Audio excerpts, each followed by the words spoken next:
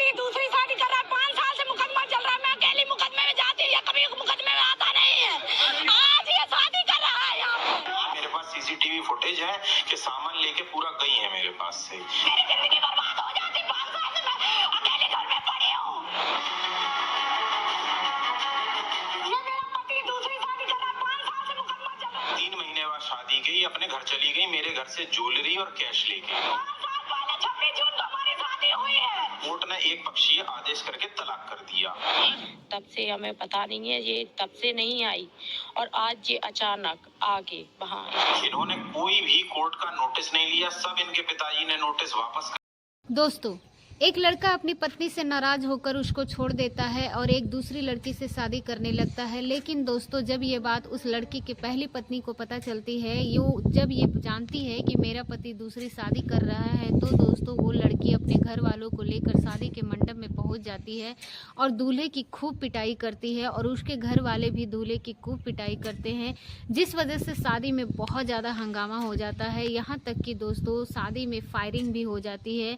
लेकिन दोस्तों उसके बाद वहाँ पर जो भी कुछ हुआ वो सच में आप लोग सोच भी नहीं सकते हैं। दोस्तों वहाँ पर नौबत ये आ जाती है कि दूल्हा और दुल्हन को थाने में जाना पड़ता है। लेकिन दोस्तों जब हकीकत बात निकल कर सामने आती है तो दोस्तों पुलिस के पैरों तले ज़मीन खिसक जाती है।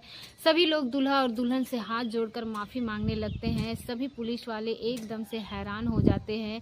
दोस्तों उस लड़के का नाम जो दूल्हा होता है उसका नाम दिव्य प्रकाश विक्रम होता है, जो कि झांसी का रहने वाला है। और विक्रम पढ़ा लिखा लड़का है, अच्छा खासा पैसा भी कमाता है। लेकिन दोस्तों जब विक्रम थोड़ा सा उम्र में बड़ा हो जाता है तो उसके माता पिताजी कन्नौज की रहने वाली एक लड़की से विक्रम से शादी तय करवा देते हैं। अब दोस्तों जिस लड़की से उसकी शादी तय होती है उसका नाम सारिका होता है, जो कि कन्नौज के इंद्रगढ़ की रहने वाली होती है। और दोस्तों सारिका के जो पिताजी होते हैं वो इंद्रगढ़ के ही पोस्टमैन होते हैं, यानी कि जिस गांव के वो रहने वाले थे ठीक उसी गांव के इसके पिताजी सारिका के पोस्टमैन होते हैं। और दोस्तों ये लोग ज़्यादा पैसे वाले नहीं होते हैं, पार्टी वाले नहीं होते हैं, ये लोग बहुत गरीब होते हैं। लेकिन घर की लड़की अच्छी थी तो विक्रम के घर वाले विक्रम की शादी 2020 में सारिका से करवा देते हैं।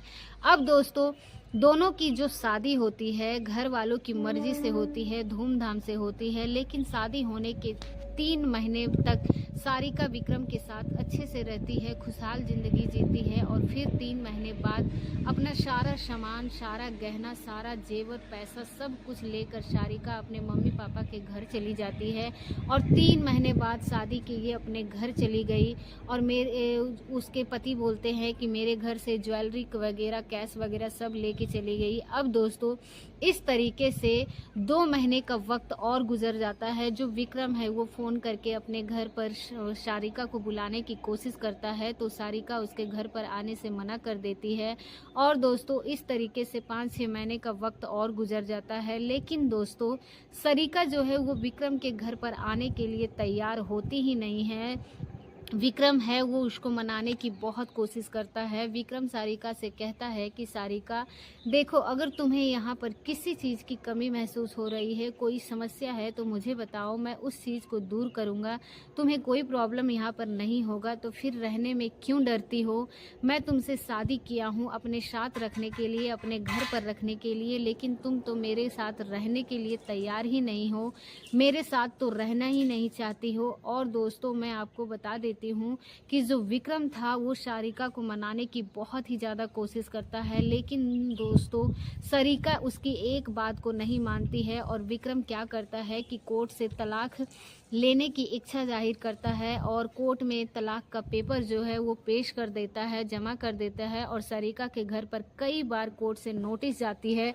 दोस्तों सारिका के जो पिताजी होते हैं उस नोटिस को पोस्ट ऑफिस से ही वापस कर देते थे।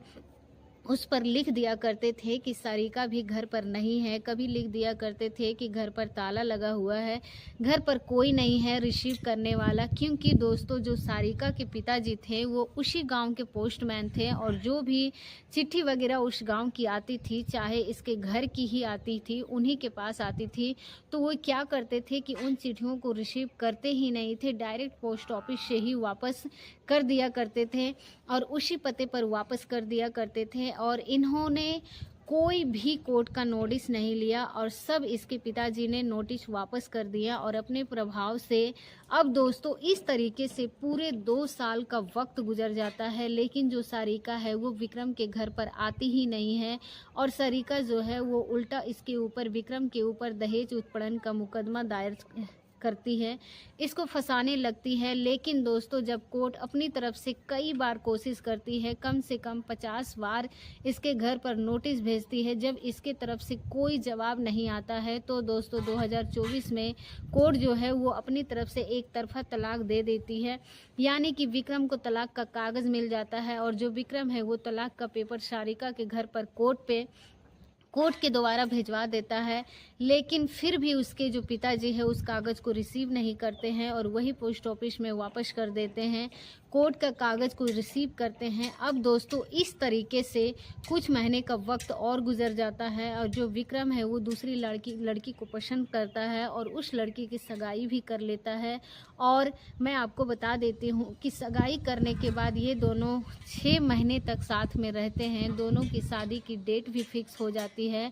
अब दोस्तों मैं आपको बता देती हूँ कि विक्रम जिस दूसरी लड़की से शादी करने जा रहा था उसका नाम वंदना होता है और वंदना और विक्रम की जो सगाई है वो पिछले 6 महीने से हो चुकी थी और 6 महीने का वक्त गुजर चुका था। लेकिन इसी बीच में सारिका जो थी वो विक्रम से पूछने के लिए नहीं आई थी कि तुम सगाई क्यों की हो, तुम शादी क्यों कर रहे हो। लेकिन दोस्तों जब विक्रम अपने सगाई के 6 महीने बाद अपने वंदना से शादी करने के लिए जाता है तो दोस्तों कहीं से ये बात सारिका के घर वालों को पता चल जाती है और ये बात सारिका को भी पता चल जाती है। तो इसके घर वाले और ये सभी लोग भाई बहन जो माता पिता लोग हैं गुस्से में हो जाते हैं और दोस्तों इस तरीके से सारिका के घर वाले विक्रम की शादी में पहुंच जाते हैं और वहां पर छापा मारते हैं और विक्रम की खूब ज़्यादा पिटाई करते हैं और बाराती को भी पिटाई करते हैं और यहाँ पर फायरिंग भी की जाती है, जिस वजह से शादी में बहुत ही ज़्यादा हंगामा हो जाता है।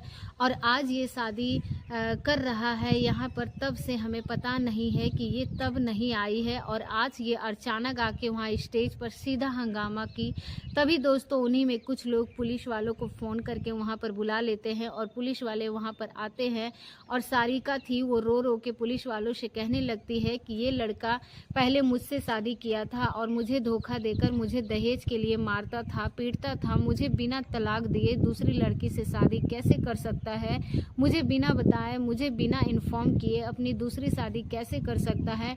इस तरीके से बात वहाँ पर पुलिस वालों को बोलने लगती है। लेकिन जब पुलिस वाले विक्रम को गिरफ्तार करके थाने में उसको लेकर जाते हैं तो दोस्तों जो विक्रम है वो कोर्ट का एक एक कागज़ अपने पास रखा हुआ था, वो कागज़ जब पुलिस वालों को दिखाता है तो पुलिस वालों को भी यकीन हो जाता है कि जो विक्रम है वो अपने जगह पर 200% सही है और वो सारिका से बात करने के बीच में बहुत कोशिश किया था, तलाक के बारे में कागज़ भी भिजवाया था, बहुत कुछ बताया था, लेकिन उसके बावजूद भी सारिका की तरफ से कोई भी जवाब नहीं आया था। इसी वजह से पुलिस विक्रम को दोषी नहीं मानती है।